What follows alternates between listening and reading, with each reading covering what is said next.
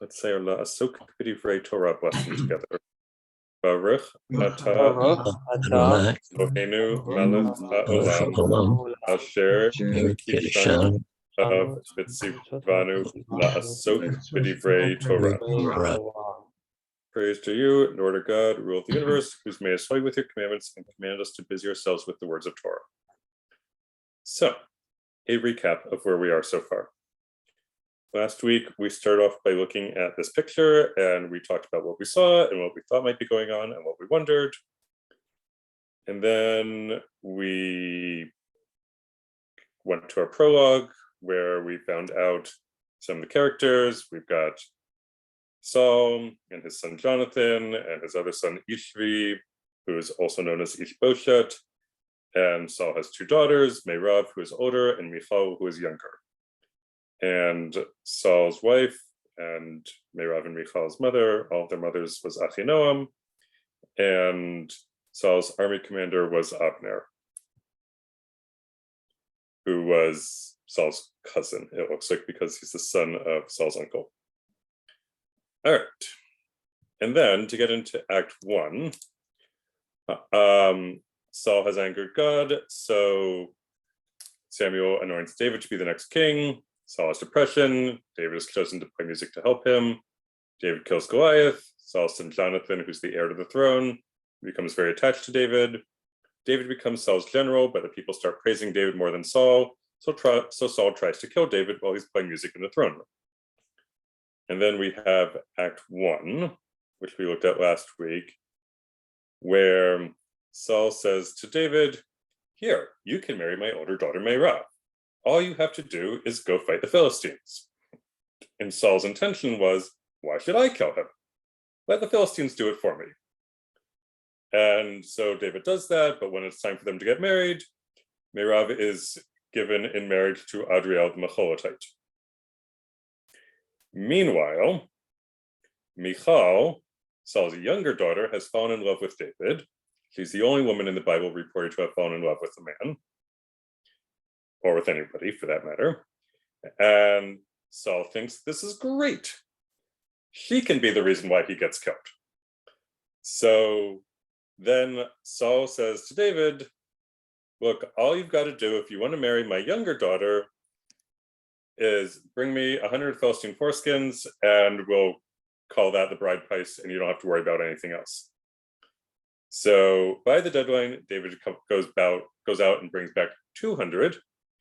And then Michal gets married to David. And when Saul realizes that God is with David and Michal, his daughter, loves David, his enemy, Saul gets even more afraid of David and becomes his enemy ever after. All right, that's as far as we got. Moving on to Act 2.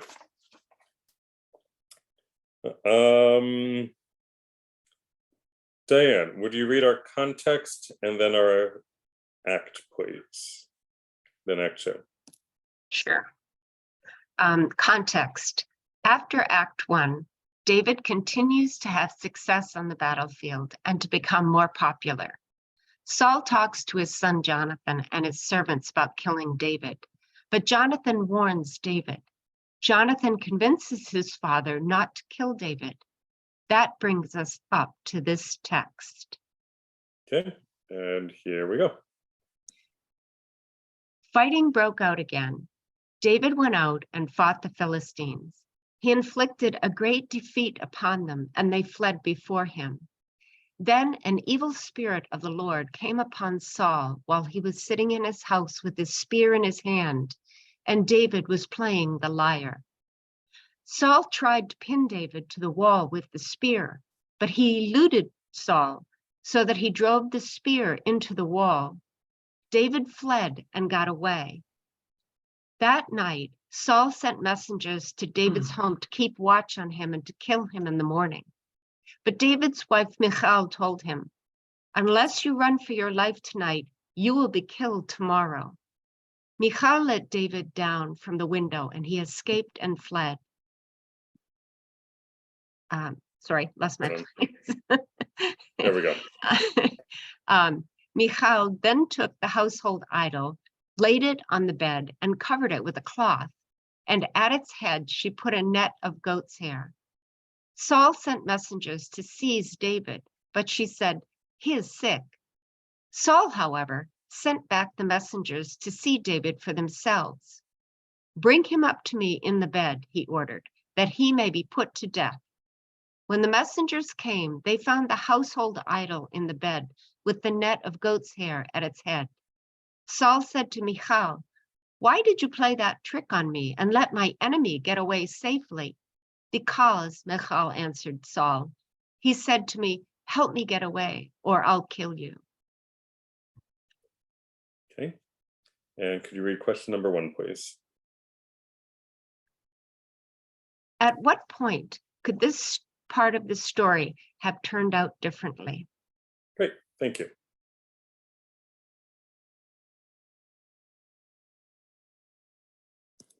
All right, that's the bulk of the story there.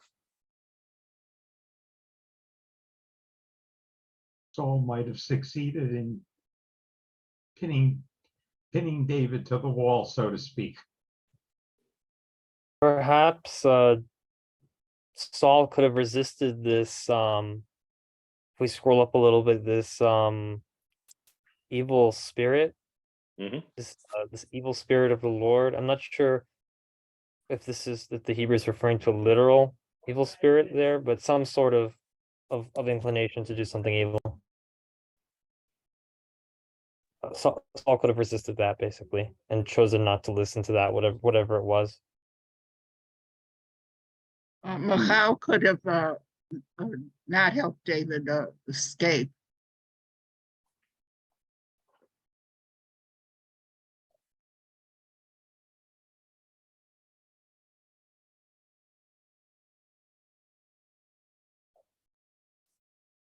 Can I just ask an off-topic question?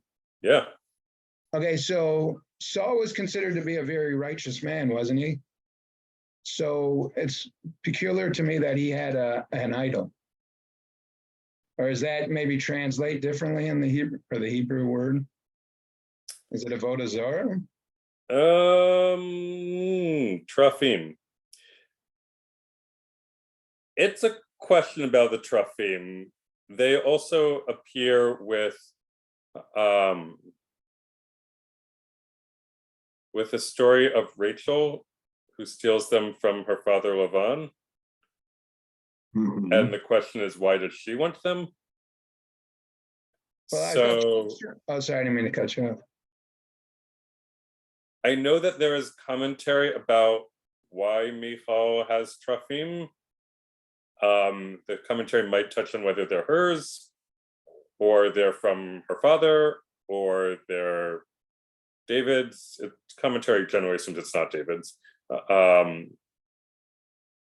I will need to look that up and follow up with what's going on with the Trophim as best the commentators know. It was more curiosity, but I thought Rachel was just trying to get rid of him, like she was going to destroy him. That is generally the midrashic consensus, but since the text doesn't say why she has them, one could come up with another plausible conclusion as well, and people certainly have. Gotcha. Okay, sorry to digress. That's okay. Laban chased them to get the idols from whoever stole them. That's So true. they must have been more important to Laban than to Rachel. But she was taking. Related to that. Oh, sorry.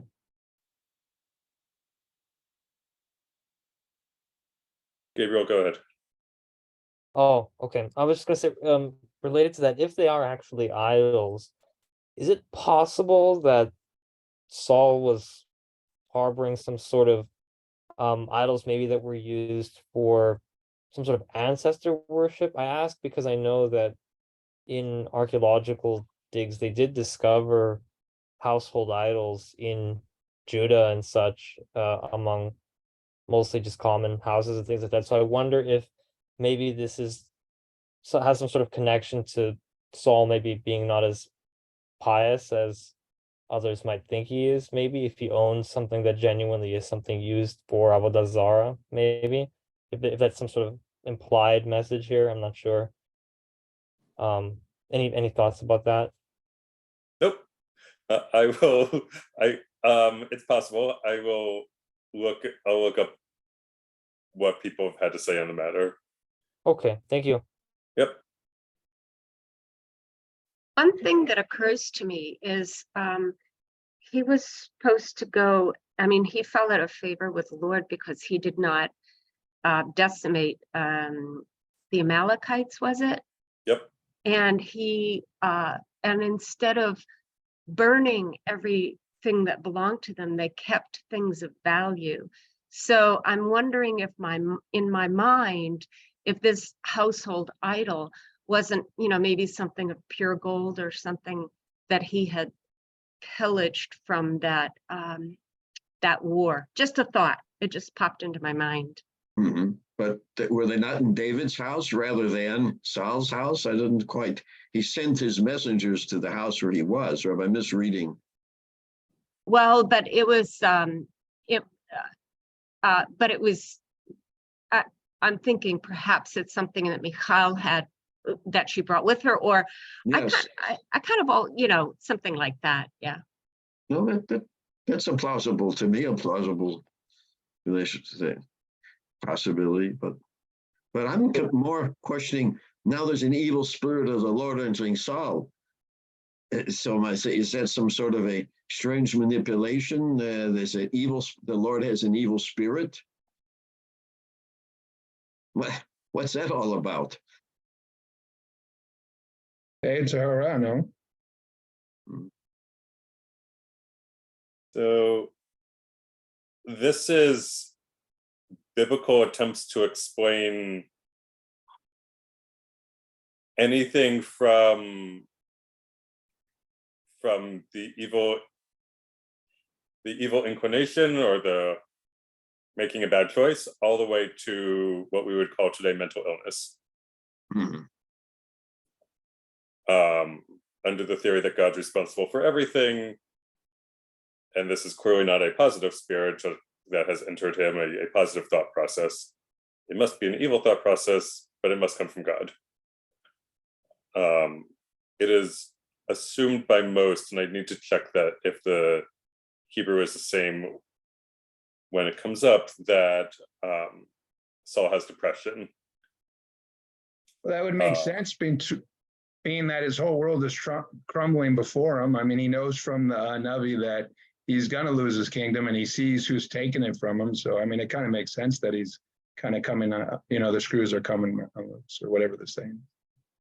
Oh, well, that makes sense. But this is new to me that the Lord would be emanating evil thoughts or actions or motivating folks to be doing evil.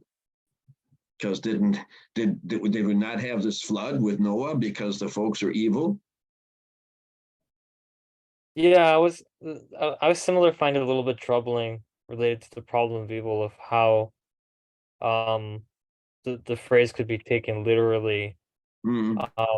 If it refers to something like the evil inclination or evil desires, because that would, how could God, who we also has the 13 attributes of mercy, create or participate with something that would be opposite to that. So it's very perplexing if it were to be taken literally. I was wondering, David, do you know if any take this somewhat metaphorically, this statement? Evil spirit from the Lord.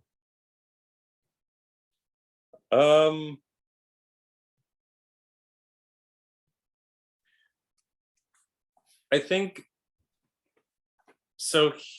Here's what I think is going on. On the one hand, we have this idea that God is responsible for everything, that good comes from God, evil comes from God, and we see this in the prophet Isaiah. There's a particular verse that I'll try to look up about how God creates both good and bad. the idea of God being wholly good, I think, is a Greek idea, omnibenevolent. The Zoroastrians, who were in Persia, and I would guess most people, everybody would probably, almost everybody, won't say everybody, but most everybody would agree the Zoroastrians come after the story, both when the story happens and when the story was written.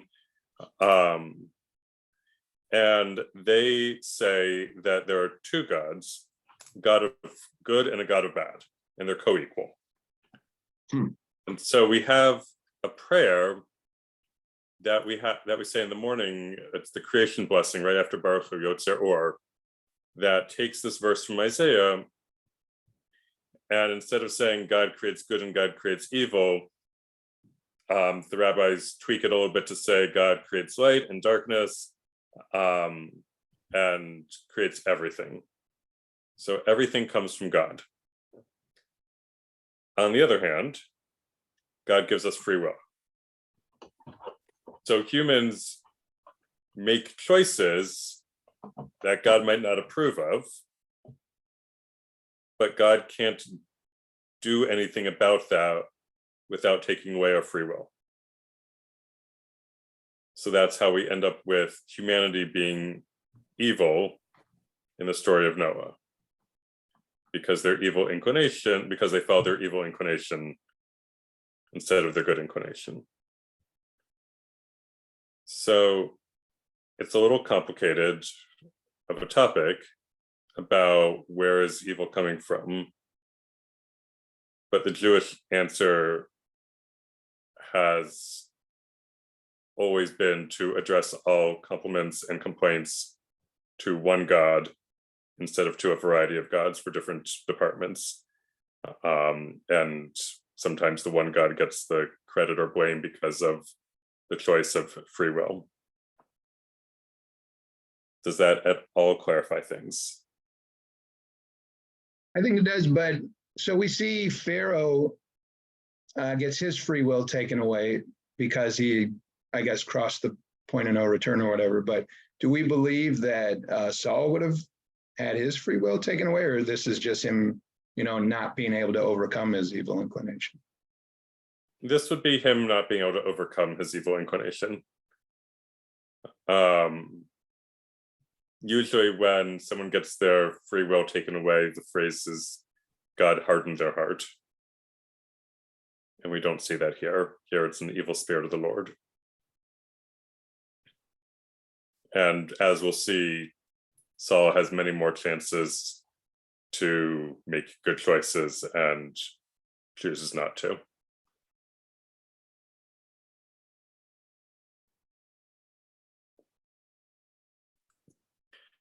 Let's go into the next question.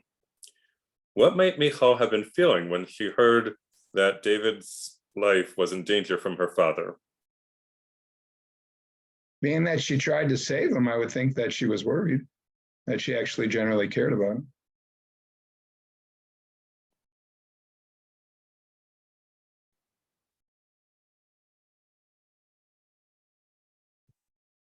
Okay, worried. Any other thoughts?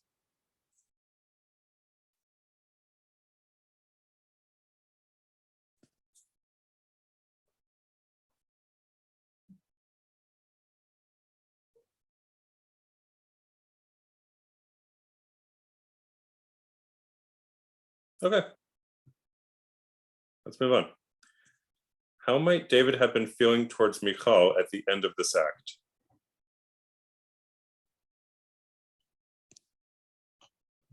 Grateful for saving him.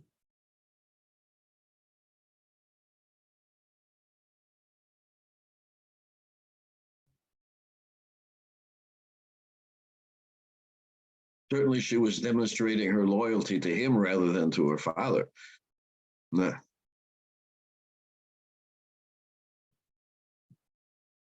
And that goes with your question from last week, David. How do we manage between father and spouse? It's true. And, if your spouse is your life partner, well, even though your parent gave was a source of giving you life. And that's something to consider very seriously. But she still must have been terrified of her father, Oh, absolutely. because she, at the end, she said, that David said, "Help me get away or I'll kill you," which is not at all what he said. Correct. That's clearly a pretext. Not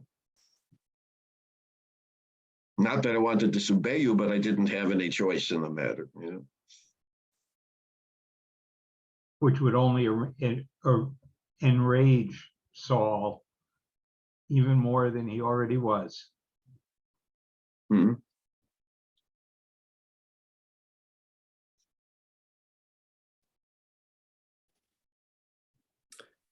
Which brings us to our next question. How might Saul be feeling about the fact that his daughter thwarted him? Furious. Angry.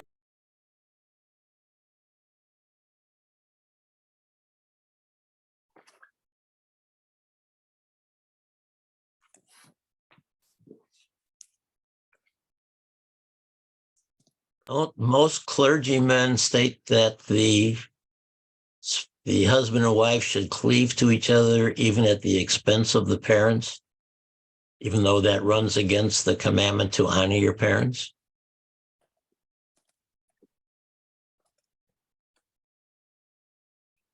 You're asking or you're stating? Combination of both. That's what I've heard, and I'm asking you if I'm wrong in what I've heard.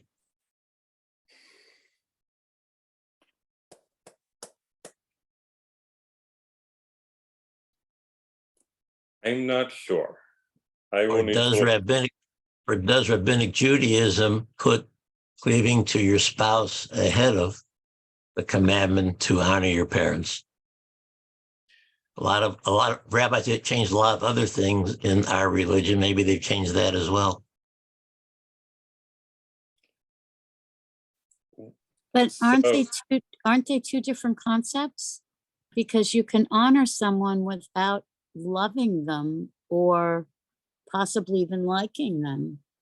I mean, honoring is more about the actions that you do. I mean, there are all those examples in the Talmud of letting the parent literally step on you, or not awakening the parent and losing business. There are all sorts of examples, but that doesn't necessarily say an emotional connection, which would be the cleave. Question I would have is, if you save your husband rather than letting your father kill your husband, is that honoring your husband? Somehow I don't think so. No, I mean, honoring your father. I apologize. I don't think that's honoring your father. It's choosing your husband over your father. I think Saul is wondering whether he should believe her story.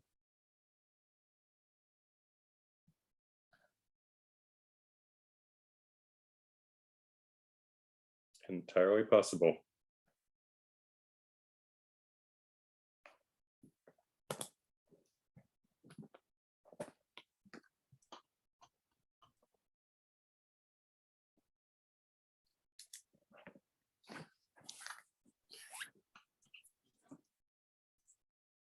I will look into the matter of spouse versus parent, what the traditional take is on balancing cleave to your spouse from Genesis versus honor your parents from the Ten Commandments. Let's go on to Act 3. Zoya, I'm not sure if I said your name right. Would you be willing to do our context in our act, please? You said it correctly. Great. Contact. After Michal helped David escape her father Saul, David sought refuge with Samuel for a bit. Then Jonathan helped David escape Saul through a secret code, almost getting himself killed in the process. David asked for food from the priest and was given the sacred showbread, there being nothing else around, as well as Goliath's sword. Next, he went to the Philistine king of Gath to escape from Saul. When the royal advisors turned against him, David pretended to be insane in order to not seem like a death-deserving threat. The Philistine king expelled him, and David hid in a cave where over time 400 men came and joined him. His brothers plus a Robin Hood motley gang. Motley gang, that's interesting. David also got his parents' sanctuary with the king of Moab. Someone told Saul that the priest had helped David, and Saul had those priests killed. David saved the town from the Philistines, but escaped with Saul tried to trap him there. The cat and mouse game came very close to an end when Saul and his men were on the opposite side of a mountain from David and his men. But then the Philistines attacked and where are we? Top of the screen. Saul went and deal with them. Once the Philistines were dealt with, Saul tracked David to En-Gadi. David managed to creep up behind Saul and cut off a corner of his cloak, and then retreated to a safe distance to point out to Saul that David could have killed Saul but didn't. Saul acknowledged that David was more righteous than he. David next returned some shepherd to a sheep owner named Nabal, who chased David away when David asked for food. Nabal's wife Abigail went after David with the loads of food and apologized for the way her husband behaved. A bit later, Nabal died and Abigail married David, who had also married someone else. This brings us to this text. Thank you. That was a lot of catching up to do. But fortunately, the text itself is very short. If you would read Act 3. Sorry. Saul had given his daughter Michal, David's wife, to Plati, son of Laish from Galim. Laish. Okay. Question number 1. How might Michal have been feeling about this? Thank you.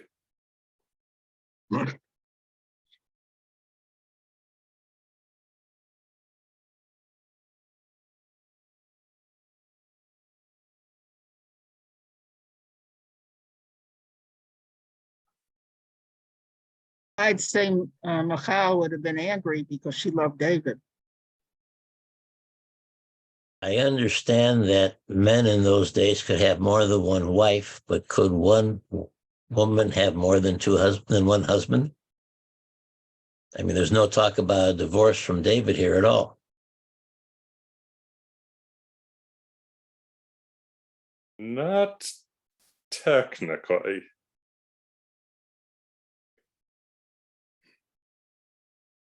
That being said, I don't think a woman can have more than one husband, because then you wouldn't know who the father would be.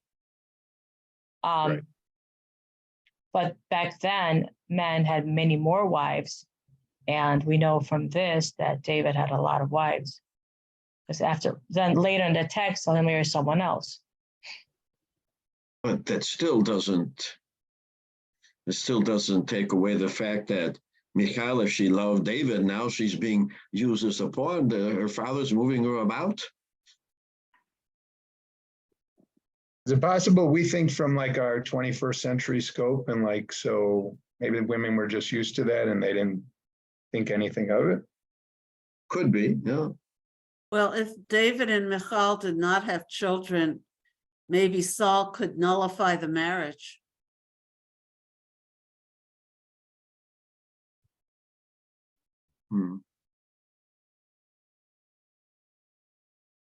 So I was thinking marriages, who controls marriages? The religious authorities, or is it the king? Or is that just something it's very informal? Wasn't back then the king was in charge? Because the king would tell who would marry who? I mean, if Saul wanted him to marry somebody, he had to follow the rules, because, Charlotte was the king at that time. So if Saul said, okay, you're going to marry this person, then he probably didn't have a choice. maybe he's acting more like a father than as the king.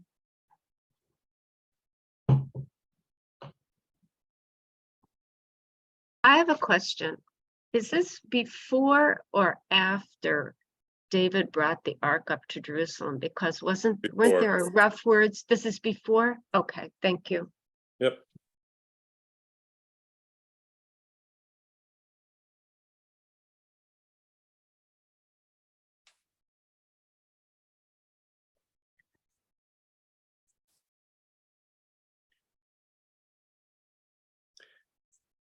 All right. How might Saul have been feeling about this situation in Act 3? I think he just wants to get rid of David, and he was trying to do whatever he can to get him into the war so that he could just be done with him. And he's just throwing his daughters to him. Okay, you marry this person, you marry this person. Just, he's so jealous of him that here's a young guy who God is appointing to be the next king of Judah. And Saul's just jealous, and he doesn't know how else to just get rid of him. So I think that this is a part where he's just like, I'm done with this, with them.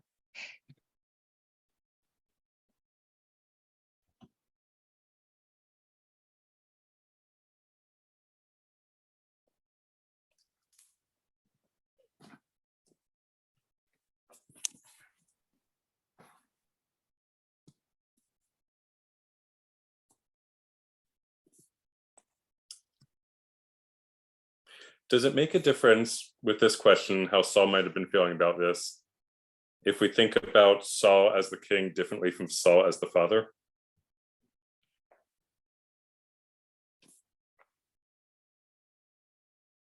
I would say no, because again, in those days, I don't think women were, it sounds terrible, but they just weren't valued. So I don't even think fathers in those days cared if their husbands had multiple wives. I mean, their daughters. Their daughters. No, I mean, the husband of their daughters had multiple wives. I don't think they cared.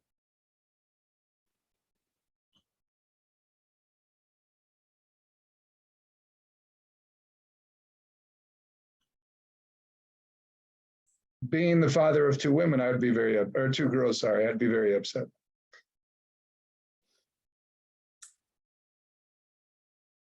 Fair enough. All right. How might David have been feeling when he heard the news?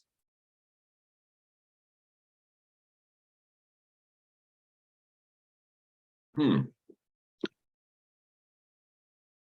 he was already married to someone else, or if or this all just unions of convenience for the moment. I think David has too many emotions going through him. Here he is trying to be killed by the king of Judah. And then he's, Saul's trying to throw his daughters at him. Here, marry my daughters. But then, no, don't marry my daughters. Yeah, just go into the, battlefield and get yourself killed. So he's probably like, oh my gosh, what's going on here? Too much, emotions.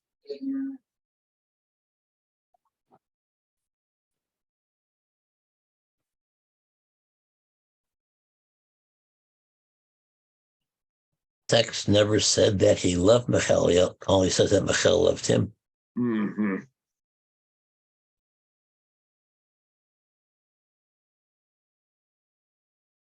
I think David's focused on survival.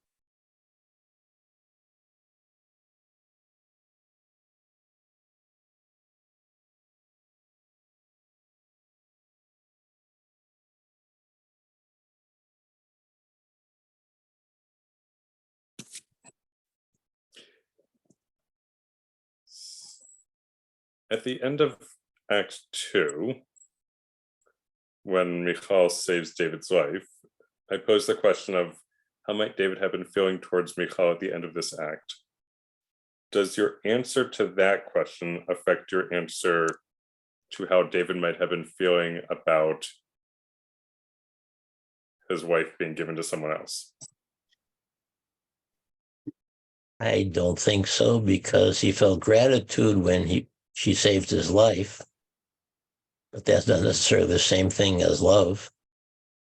And she had no, if it's a concern about her betraying him in the sense that she wasn't loyal to him. It's not a question of loyalty or not, because if as the other folks mentioned, the point of view of the society then was different as to what the woman's liberties or freedoms were, and who chose their husbands, and what men could do to their fathers, or could do to dispose of them one way or the other. So it's hard. Go ahead.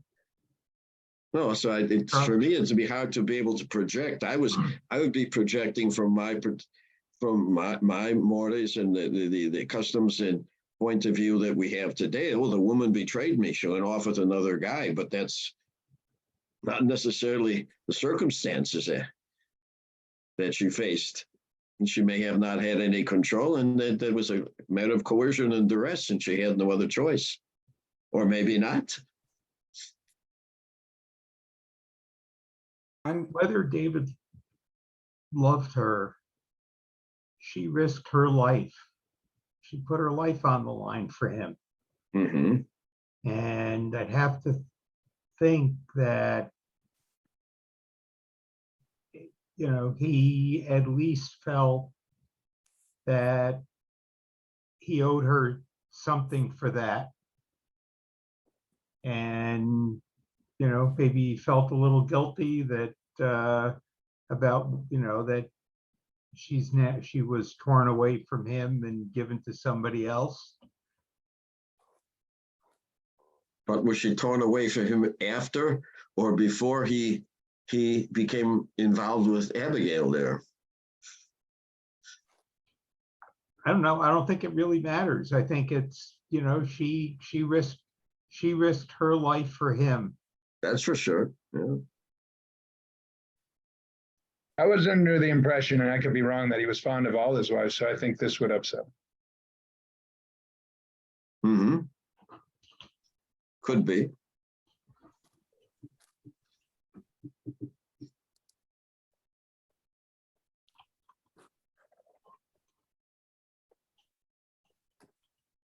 Bill, were you going to say something? Only that I wasn't sure which parts of the story we've read and which parts we've skipped, because and I think if you read more of it, it doesn't clear it up. It's more complicated. Great. We'll be more complicated next week then. Okay, so I mean, this is an archaic story. It seems to me. I haven't looked into anything about what people claim is the composition history or anything like that, but this is an old story, and I don't think they're focusing on religious or rules that may not even have been known to these characters. And after all, when Michal is given by Saul to Palti, David has just taken, or it's not that clear when, but he has already taken Ahinoam and now Abigail, and so he's busy, and then I just wanted to say that it's I don't know if understanding it in terms of romantic ideals is that illuminating, but I guess it helps us to try to think of it as best we can, but it's that's really all I want to say. So not to give up too much of the story for those who don't know the story, but there was a lady who came to our synagogue this past Shabbat. I don't remember her name, I apologize, but she was very well spoken, and she spoke about David, and well, her whole topic was about doing tshuva, but when, with Uriah and his wife was that Bathsheba? Yeah. Okay, so, but the main thing there, I mean, a lot of the rabbis try to bend over backwards to say that David never sinned, but she didn't take that approach. Her approach was that he was the ultimate example of how to do tshuva, how to, repent. So I think that's where where the story eventually goes, is where we see where Saul failed and didn't repent. He just kind of tried to make excuses as to why he did what he did. And then when he saw he really messed up, then he tried to repent, but by then it was too late. Where we see David, he right away admits his faults. He doesn't make excuses. And his main goal is to try to ask God not to write him off. He wants, God to be close to God. And that's what he cared about most. He was okay with, he ends up getting some pretty harsh penalties for it, but his main goal was to stay close with Hashem. It's interesting to think of the characters of Saul and David as foils for each other, as literary characters. I see people when they come to power, like you see, I don't know, even in pop culture, you see guys before they become famous, they seem to be like good guys, and then the fame goes to their head. So I wonder if a little bit of that was David, like, he rises so high up, and once you hit the top, the only way down is kind of down, or so I don't know if there was a little bit of that, it just went to his head. Certainly possible. The saying of power corrupts and absolute power corrupts absolutely, at least with the Bathsheba story. Let's look at one more question for tonight. How might Palti have been feeling about what goes down in Act 3?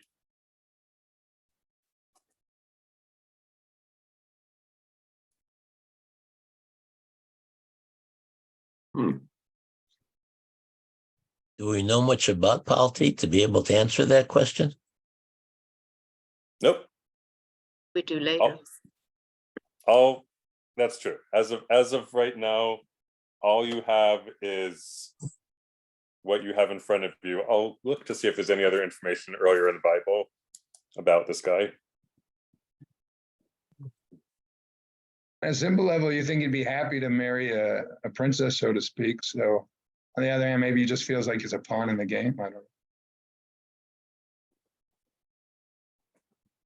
And in my thought, if you think of this in the present day, like the British royalty, if you have the opportunity to marry into that family, especially if you're a common, I don't know if Palti is a commoner or not, but if you're a commoner, or even if you're not, like when Diana married into the family, that was a huge honor. And it affords you all sorts of access. I can't believe, back then it was different than it is today. If you have the sparkle of royalty, that, people are basically going to treat you better and, want to be your friend and all that other sort of stuff, and give you better honors and so forth. And so if for no other reason, I would think the guy would be pretty happy with it.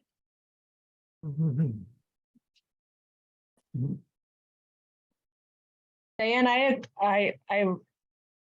I feel like with Diana, she, yes, she did. She was in royalty, but she did come. She wasn't a commoner, from what I understand. She was, in a higher monarch. Correct. She was. Yeah. Right. So Diana was more royal, had more royal blood in her right, than Charles right. did. Right, because she came from. I think her father was a duke, maybe. And so they were like, closer to royals. But this, I don't remember about Plati. If he might have been a commoner, or maybe his father was like a soldier. I'm not sure. I don't remember learning about him. But I think Diana is correct in that. You have much better connect. You have a closer proximity to the king, and whatever benefits that you may be able to derive from that, and your contacts and the connections.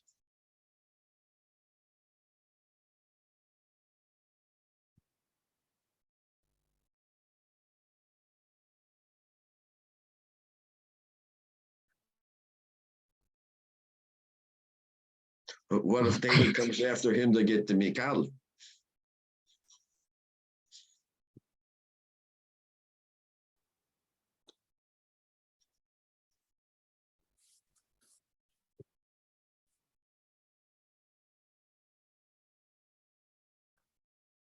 You know, and I think in these circles too, I mean, back in that day, women really had less say, but even in modern times, or even in medieval or Renaissance times, women were used by all sorts of monarchs to build alliances and that sort of thing. And that, I mean, even when you read about, and I'm not even thinking about Harry, you know, his bio, which I've never read, but you know, their role is to have royal children, and they don't have, they're to build alliances and continue the line.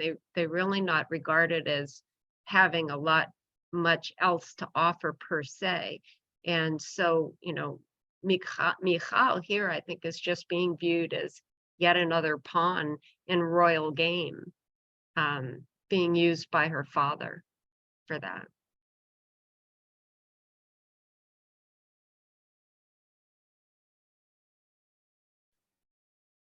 All right, and that's a good place for us to end, given the time. David, I have a question about the chronology a little bit. When Samuel told Saul he was going to be replaced, did he mention David as being the person to replace him? No.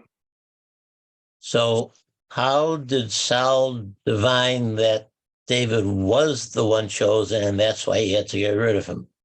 He didn't. All he knows is that David is a successful general who people now are saying Saul has killed his thousands and David his tens of thousands.